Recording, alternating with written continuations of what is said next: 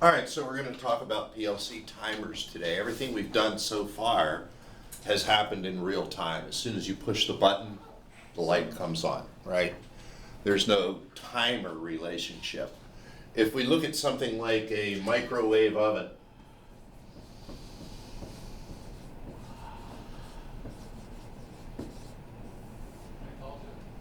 microwave oven has a timer, right? You put the food in, enter the time, press start.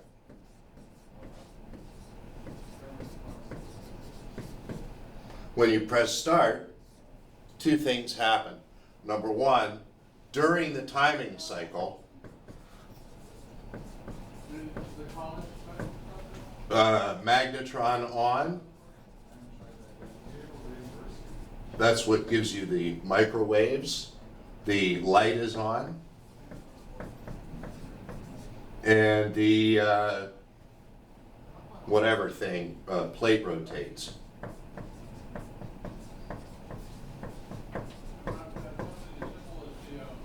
And then B, after cycle, what happens at the end of the cycle? Beep, beep, beep, and the power shuts off to the magnetron.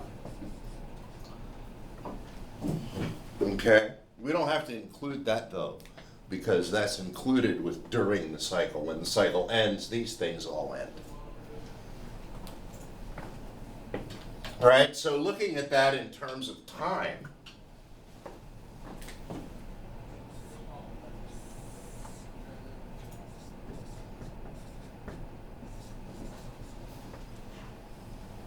right here,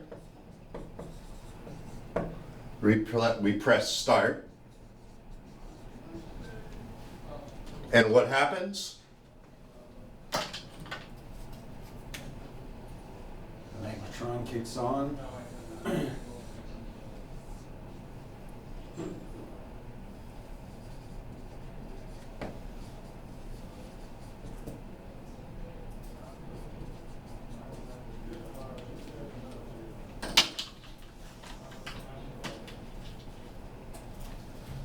Okay, let's say it's 30 seconds.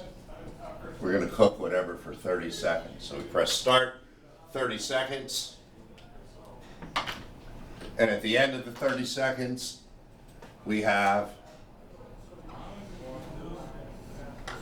a beep. And it may happen several times, 3 times, 5 times.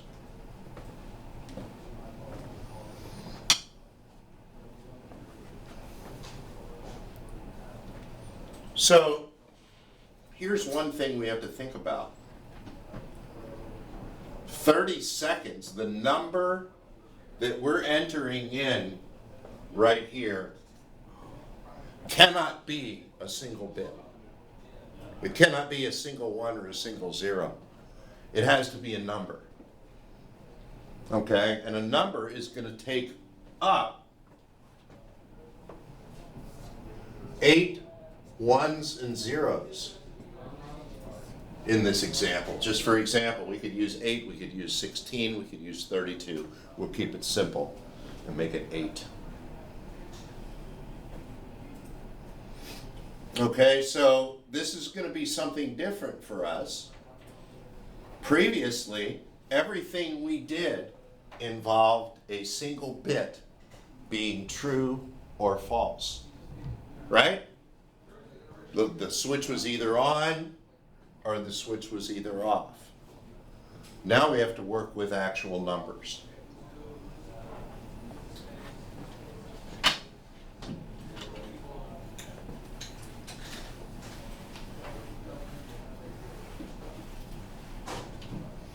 So in the PLC's memory looks like a block of information.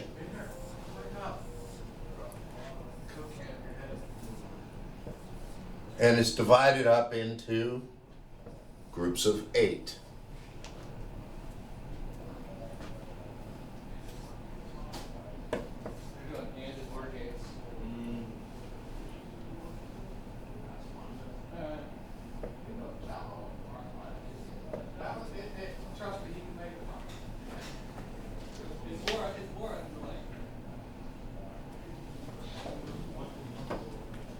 So far, in our previous work, we've worked with a single bit and we've called it, say, output 0/0, right?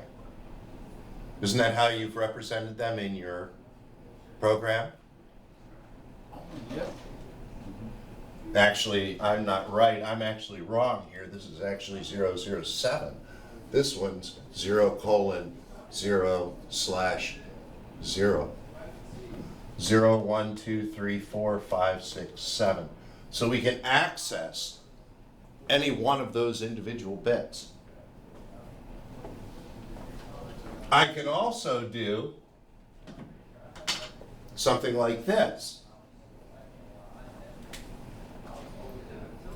0:0.0 will take and allow you to access that entire row of bits at once. And while we're not going to get into the binary and all of the digital stuff in this class, we'll suffice it to say that instead of representing just 0 and 1, with this many ones and zeros, we can represent values between 0 and 255.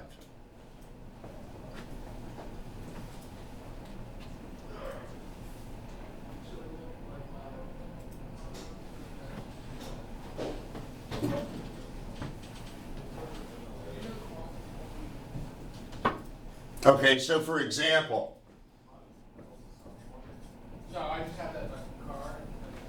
if I had 1,000,000,000 in there, that would represent the decimal number 128. I don't need you to know this. I just need you to understand that whatever bit pattern or whatever arrangement of ones and zeros there is in here can tie directly to a decimal value. How we do that, that comes in the digital class. All we care about right now is that we can store a whole number in memory.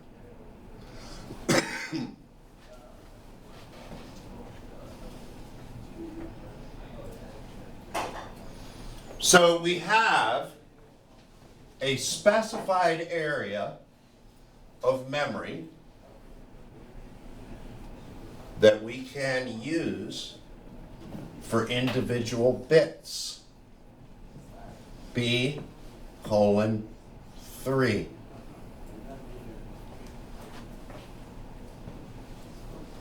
And we also have an area that we can use to store numbers between 0 and 255, which is N7, integer.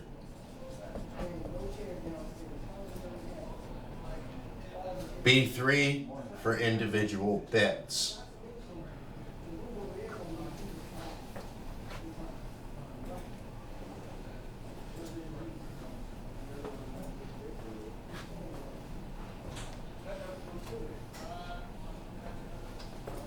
So B3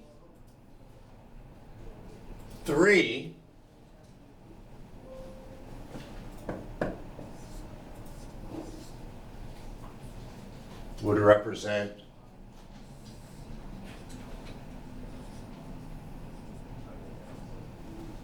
that location right there.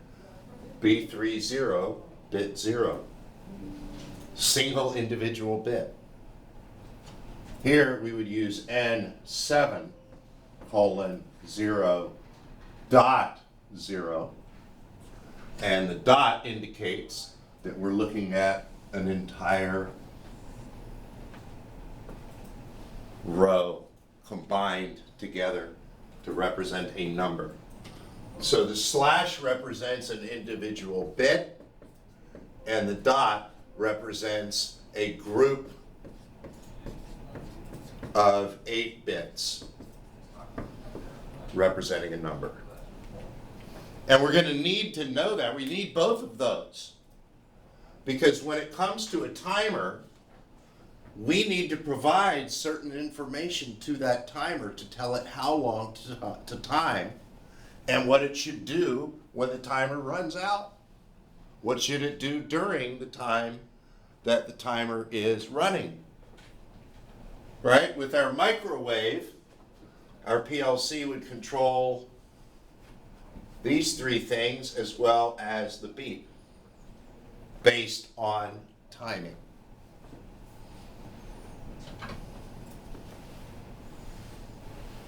And all of this memory stuff will become a little bit more clear when we look at an actual timer and how it works.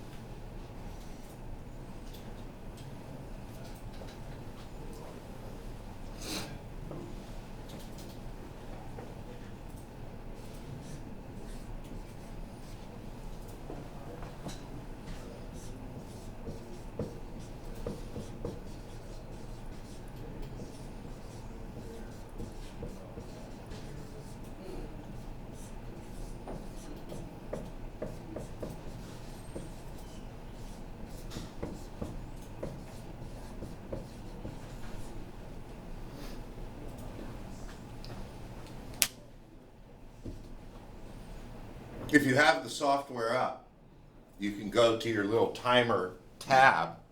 Have you found that? Mm-hmm. Yep. And you can down or drag the timer on over to your run. And if you don't, you might want to look off someone's. And I have a contact there.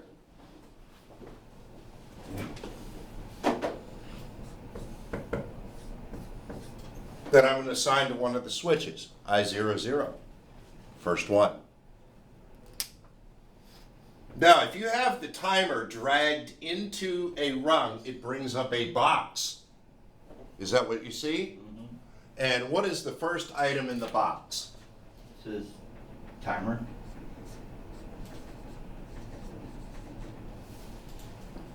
And then time base, then preset, then ACC. So you have 256 available timers that you can pick from. Okay, so we're normally going to pick T0 to start out with.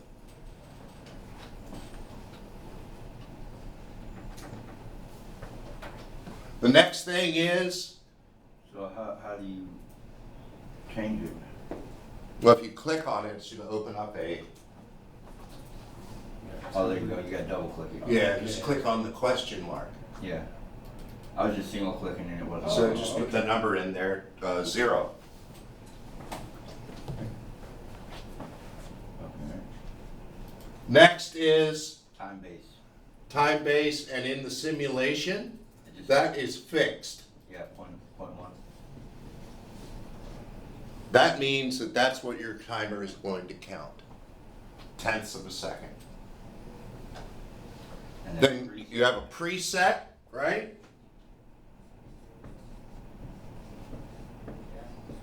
We'll set our preset to 100.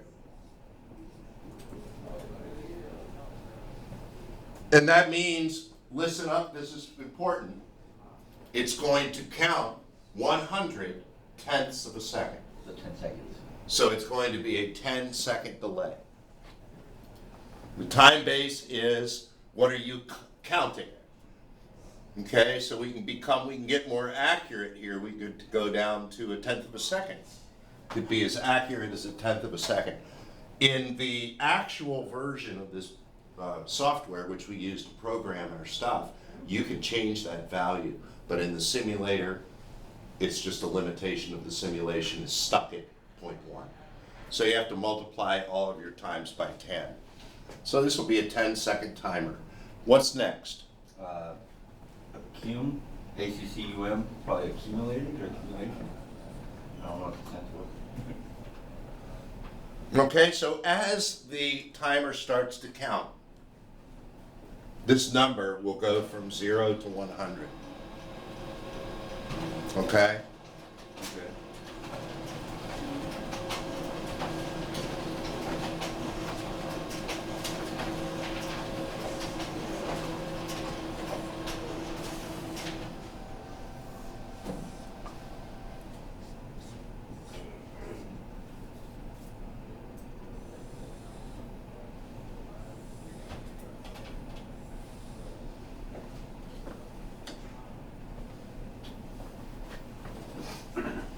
Okay.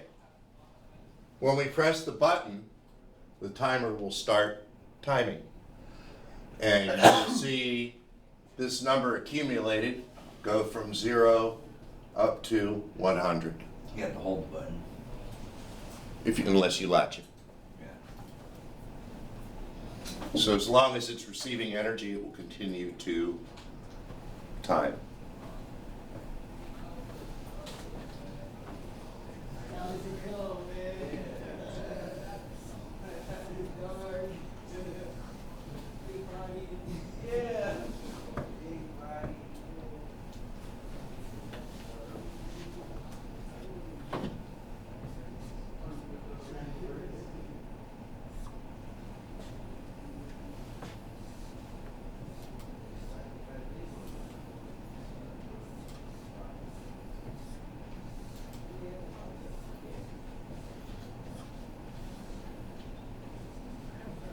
Okay.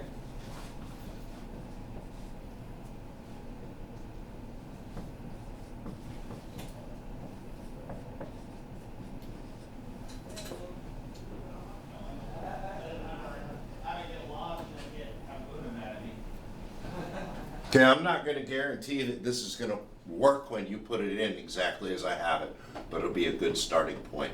I'm really just looking at how everything works. The intent of this is not necessarily to enter it in and have it working, but we should be able to actually get to that point.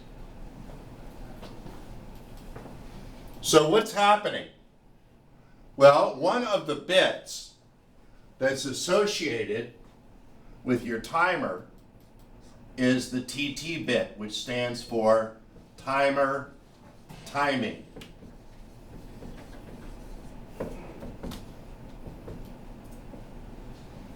So during the time that the accumulator is changing, the timer is going through its time. And while it's going through its time, we're going to turn the magnetron, the light, and the plate on.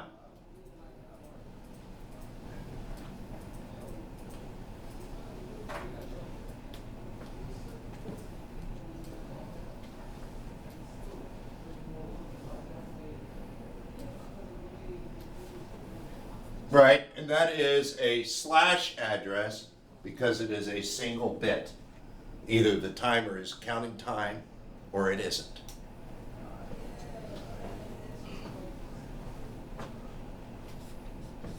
DN?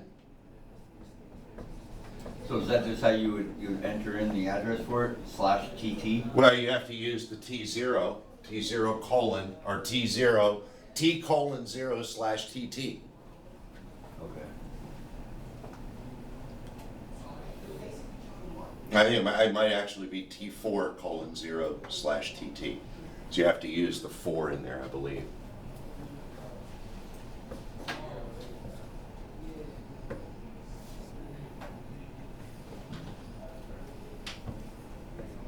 Is it like this? T:4/TT? I forget. It's been a while.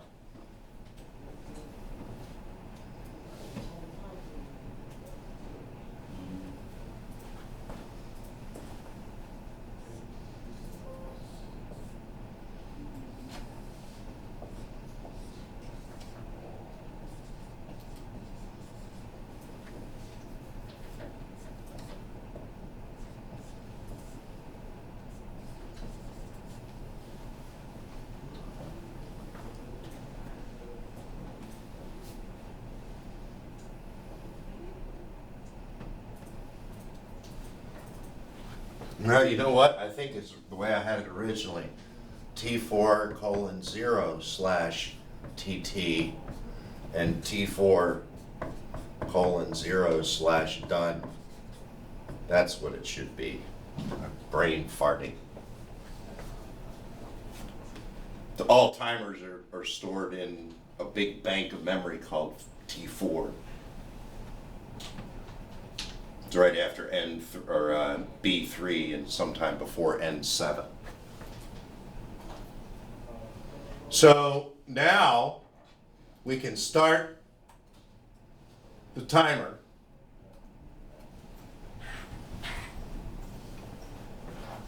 The timer will start. As soon as it starts, the timer timing will become active. These three will come on. And when it finishes timing, this one should come on. So if you want to do this on your little program thing, make this output:0/0, output:0/1, output:0/2, and output:0/3. That'll give you 4 different lights that you can use to simulate the turning on of those 4 devices. And what will happen is, when the T4 done activates, it will activate that beep. But that may be too short for you to see. So you may have to use, for troubleshooting, the latching contact in there.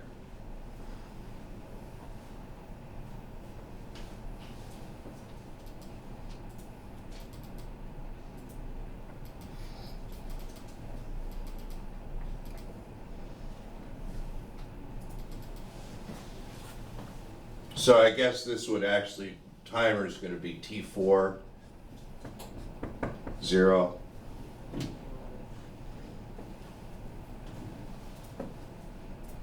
Now, when you go into your little thing on the side, you've seen that you can change the type of switch. Yes. Yeah, so you can put permanent or latching switches on there. Have you seen that? Mhm. Yeah. So are you able to get anything working, or yeah? Oh, you're just playing, you're just doing it, starting it up? Yeah.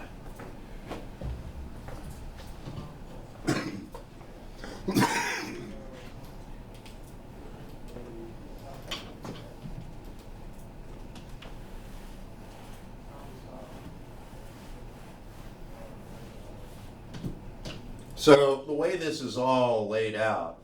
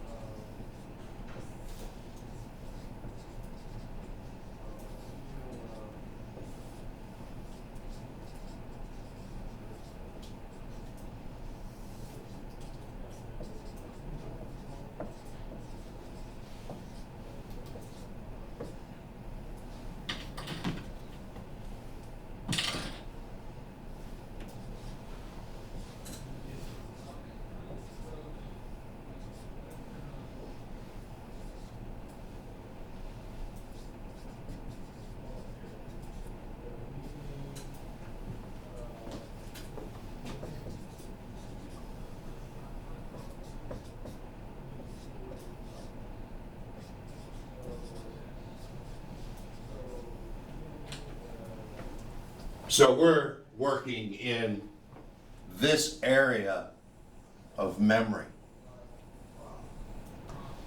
It's just a big block of memory, and a block of that, 256 locations are available for timers.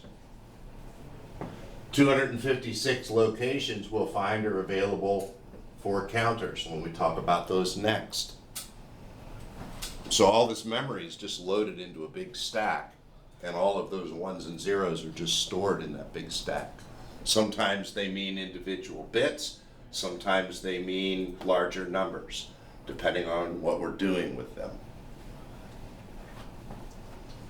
Okay, so when we turn the timer on, it starts the timer counting and delays this turning on. That's why we call it an on delay timer, because we turn this on first and this comes on later. Both of these actually do. They come on after the timing is complete. So another example of that in real life is when you set up a burglar alarm at your house and you arm it and you want to delay a certain amount of time so you can get out. So you're turning it on, but the actual alarm system isn't being turned on for however amount of time you have, preset times time base. In this case, it would be 10 seconds. So, the thing is about this stuff is once you have the guts of how all this stuff works, it's really up to your imagination as to how you use them. If you understand how a timer works, you set up the time to do the correct time, and you move on from there.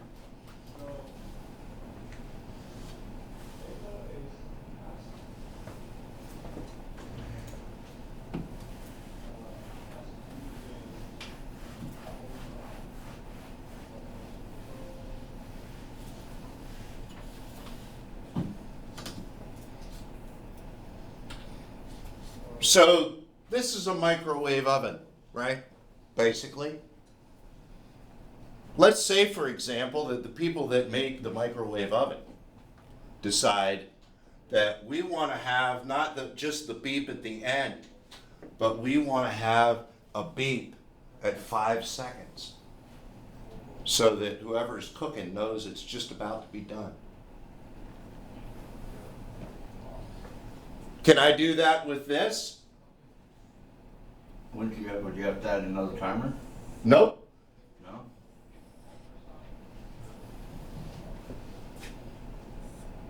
Just to give you an idea of the fun stuff that this thing can do, I'm going to use an EQU statement. It's in one of the ones on the top of your list. I think there's a compare tab, and there should be an EQU. Equal. Right, so we're going to say the source is going to be T4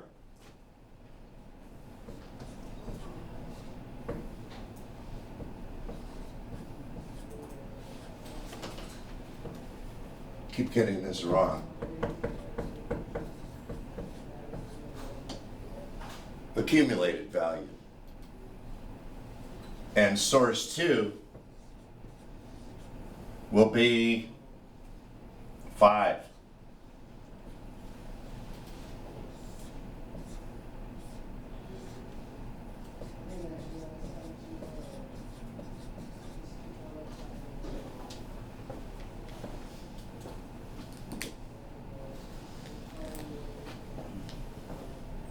So we can now say that when the T4 accumulated value of the timer is equal to, we're going to have to make it 50 because it's a time base of 10. We're going to have to make it 50. That gives us 5 seconds. When the accumulated value of the timer gets to 5 seconds, we're going to turn on a pre-beep.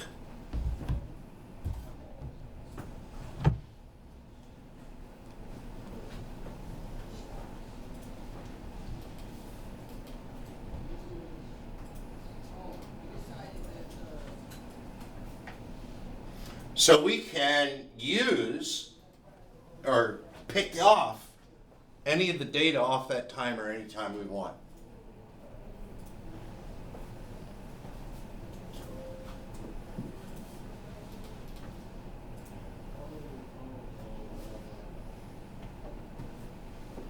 Here's another thing we can do.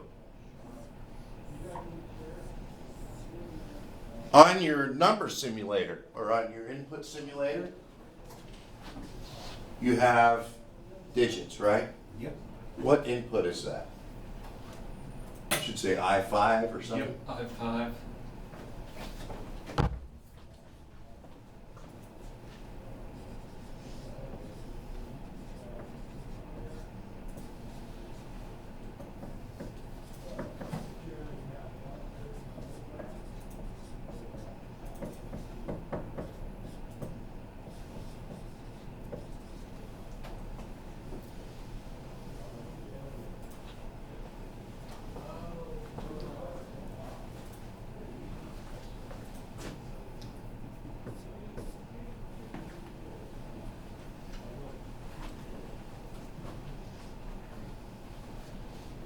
This is called a move instruction. And it allows me to move whatever I set on those numbers into my preset value, which allows me to have a keypad so that I can enter my preset value instead of having to edit the program.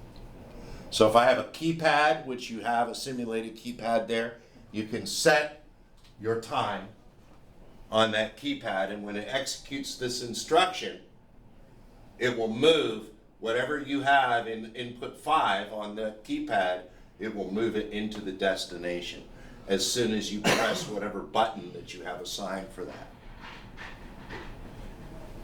On your microwave, I think that would be like time cook. You put in the time and press time cook and it puts it into the timer, right? That's what this does. This takes whatever value you set on those little thumb wheels and puts it into the preset value or the loaded value for your timer. So there are a lot of commands. Today was an instruction on how to look at timers, but it was also an introduction on the Tinker Toy aspect of this, that you have all of these commands that you can do that are all outlined on that top bar of the little window in there. And you have two choices. You can either wait until I cover all this stuff and decide whether you want to play with it or not, or you can just start playing around with it. All right, see if you can make something happen that you dream up in your mind. Maybe you want to make this happen, maybe you want to make that happen. Look at something that you already have that exists and figure out how to emulate it here. Like we did with a microwave. We basically built the software for a microwave oven. Is it perfect? Of course not, but it's fundamental. And based on what we did here, we can add functionality very easily if you understand the scope of what this thing can do. Okay? Any questions so far?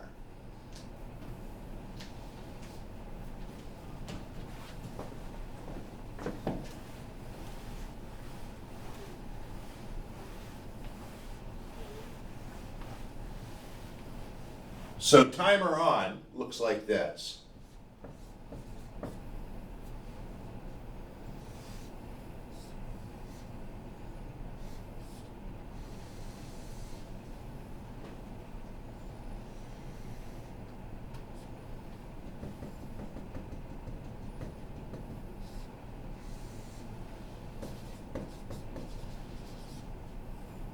And that would be the preset value.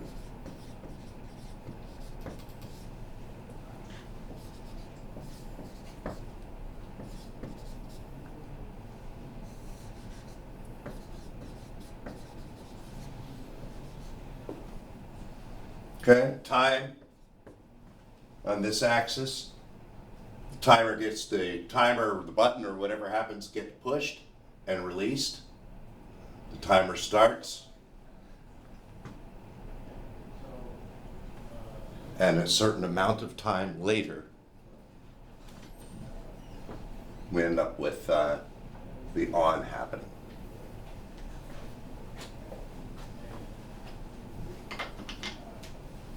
Timer off.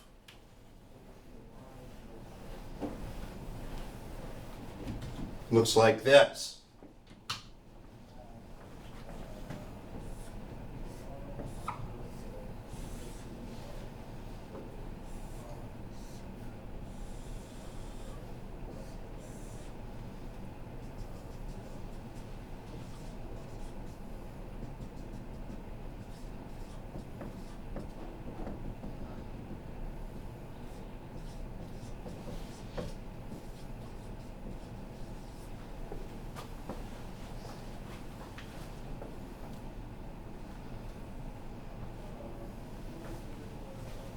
So projector, fan.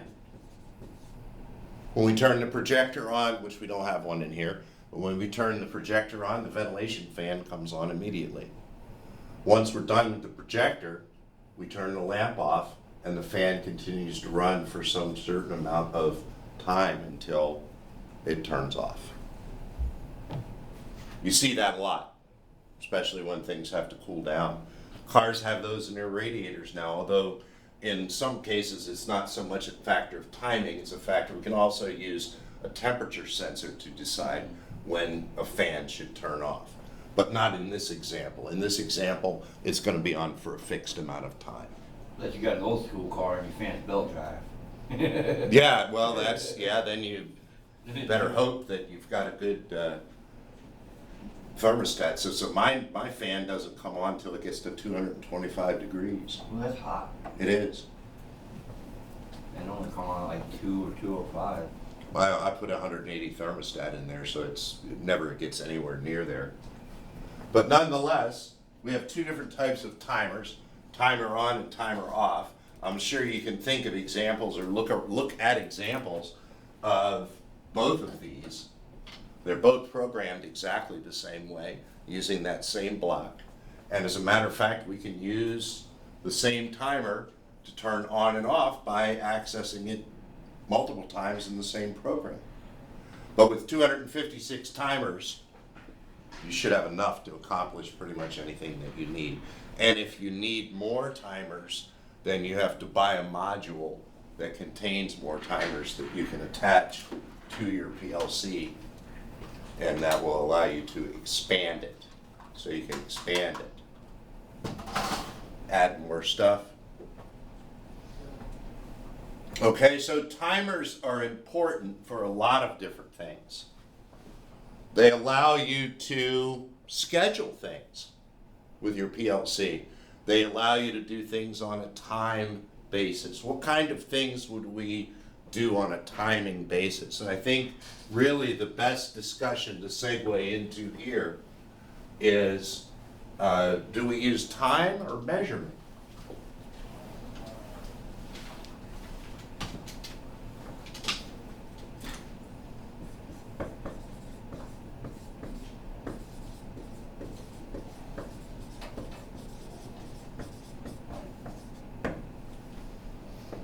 So is there a timer in here, say you wanted something to happen at a certain time of day? Like say you wanted to set it up so that your bedroom light came on every morning at 6 o'clock. That is possible. Then you need what's called a real-time clock module, which connects with satellites to get the time. Basically, same thing, the Arduino has that. Yeah. Has a real-time clock. That's what you need, but yes, that can be done. Or you can have a clock that puts input into the PLC from an external source. Yeah. But then you're using up resources to do something that you could do simply some other way.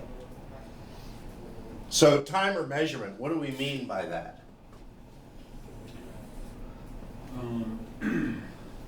Like say if you have it programmed, have your PLC programmed to trigger something to pour out into a container. Question is, do you need to measure the volume of the material poured out, or do you just need to measure the time that it is pouring? Well, that's the question. If I need to fill a bottle, and I have a nozzle that fills that bottle up, I know how much fluid comes out of that nozzle. So you can do So it. I know the dwell time that that bottle is gonna have to sit underneath that nozzle to fill up, That's how bartenders do it.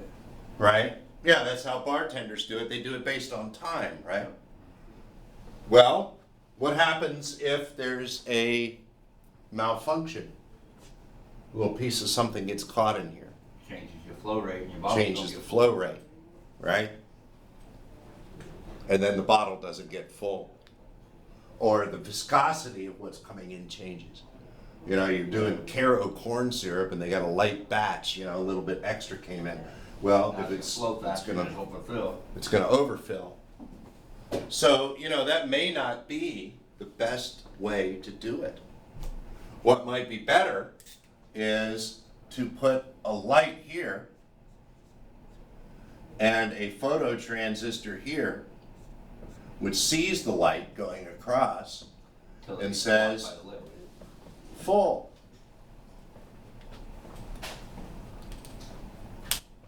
But that don't work if it's clear. If it's clear, we might have to use something else. Use a laser. If you put a laser through water, it doesn't come out the other side. Yep, depends on the coherence, so, but we'd have to do something else. And then, of course, a laser is much more expensive. Yeah. So you gotta keep that in mind as well. So when it comes to solving problems, these are the types of things that engineers and programmers have to decide. Do we wanna base it on time, or do we wanna make a measurement and base it on the measurement? We can base it on the measurement and then say, for example, if it doesn't get full within a certain amount of time, then we can set off an alarm. Right? So if I'm using measurement, I don't want to sit there for 3.5 months waiting for that bottle to fill when it should have taken 3 seconds. But unless I program something into the system isn't going to let me know. It doesn't know automatically to, hey, it's been a while, we should let the clown know, you know? If you don't program that in, It's not programmed, it doesn't happen. it doesn't happen. So if you're gonna use fill volume, then your safety net is something called a watchdog timer.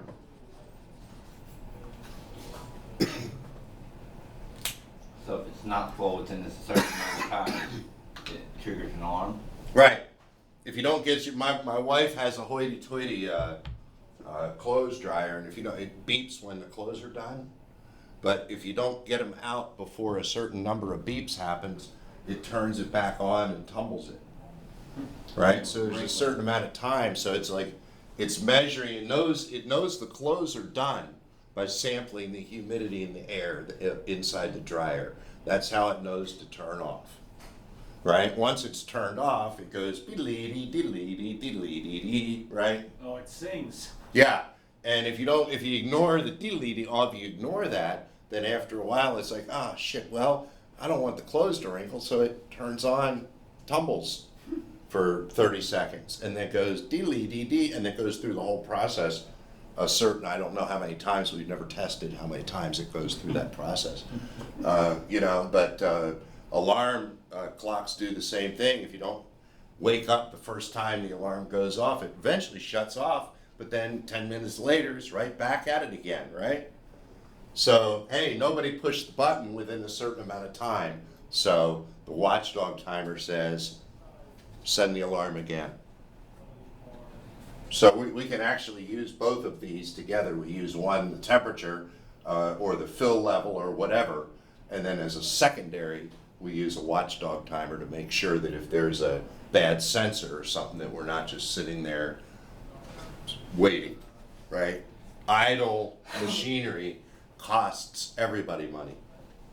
So like if you were to say, like you were talking about doing it with the corn syrup or whatever, where the viscosity would fluctuate, would it be logical or make sense to put a flow sensor into the nozzle so that even if it's thicker or thinner, it would have, it just tells you the amount of flow that's going through, and that hook that to a timer?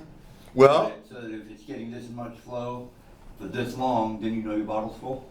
then you need to look at a formula that says something along the lines that the greater the flow, The shorter the time. the shorter the time. And then you can do math, the PLC can do math. If you look at the math tab, you can see that it can do a whole lot of different arithmetic operations. Yeah. So doing division and things like that, it wouldn't be a problem for it But I at mean, all. like, if we were in the workplace, working with that sort of scenario where the viscosity could change, would that be a logical way to go about it? Or would there be a better suited approach to it? Well, let's think that out a little bit. First of all, if the viscosity changes, is that going to affect your customer satisfaction? So should it even fill bottles if the viscosity is outside of a range, right? So it's not going to be perfect every time. So we might say that there's a narrow range of viscosities that the flow meter will allow to flow through. And if that is exceeded in either direction, shuts it down and sets off an alarm. So that would be one way. That way you're not filling a bottle, wasting all of that time and product by filling bottles that are just, right? So, I mean, the point isn't that there's a right or a wrong way to do it. It's just like we talk about in our electronics class. Yeah. What can I do? Right? Your answer is going to be different than mine, and that's just fine. Nothing wrong with that.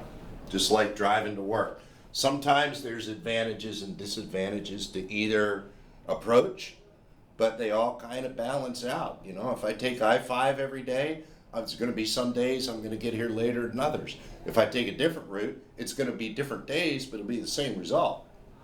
So the same is true with this. You get to decide that when you write the program.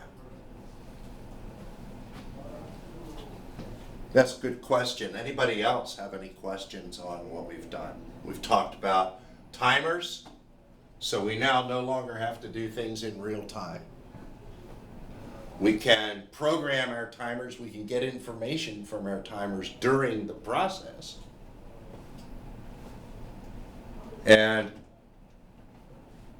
we can turn things on or turn things off with our timers. So that's kind of where we are. It's probably a fairly major introduction, the idea that we can now do things outside of the real-time environment. We can schedule things to happen at a certain time. Okay, if you need to stir something for 30 seconds before you pour it out, this is your beast right here.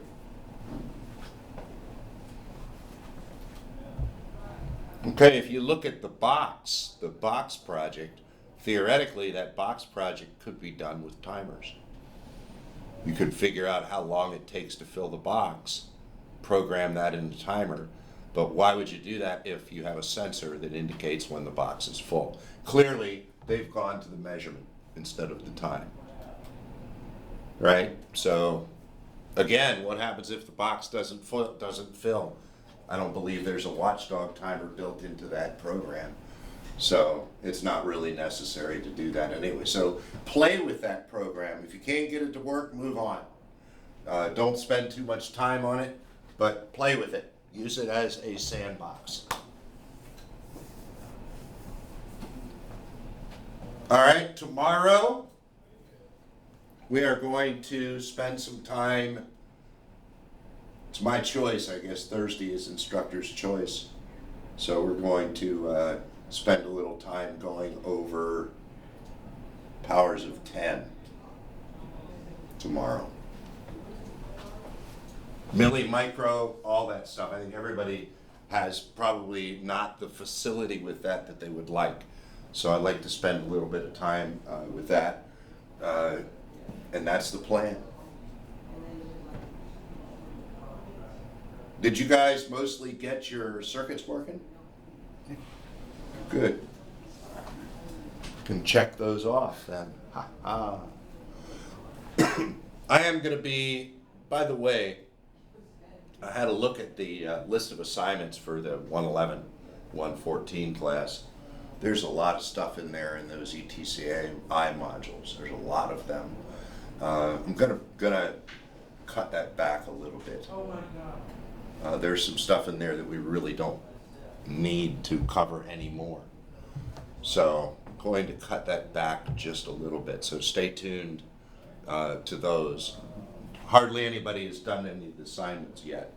So now is the perfect time for me to go in and revise that. So what is today, Wednesday? Don't do any new work in that class until Monday. You can research, you can finish what you're working on right now, because you'll get credit for whatever you're working on, even if it doesn't make the cut, you'll still get credit for it. But I need to look at that course in a little more detail. Other than that, how is everything else going? Is all this PLC stuff making sense? Yep. Yeah. I mean, it seemed pretty self-explanatory for the most part. You just gotta go through and play with all the different commands and figure out exactly what each one does. And, Yep. But I know this is a lot easier than doing the Arduinos was. Well, it's a lot more graphic and more intuitive. Yeah. And it's a lot more self-explanatory too. You're not dealing with the same kind of syntax and all that stuff with that. You haven't seen that yet, but you will, I think in winter or spring quarter, I think it's when the Arduino is. We did it in summer. Was it summer? Yeah. So you got a ways to go before you get to that stuff.